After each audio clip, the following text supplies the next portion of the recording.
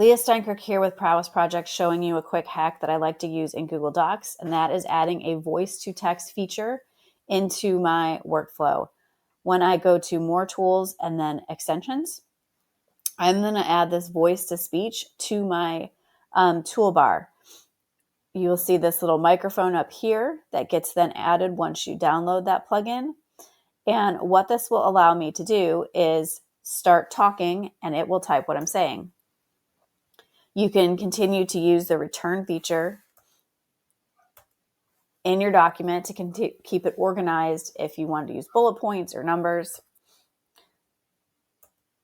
That way you can make this go pretty quickly if you're setting up an agenda, sending content, creating a new blog post, or even drafting an email that you want to use. This feature will allow you to do the voice to text, keep everything organized, and let you move very quickly.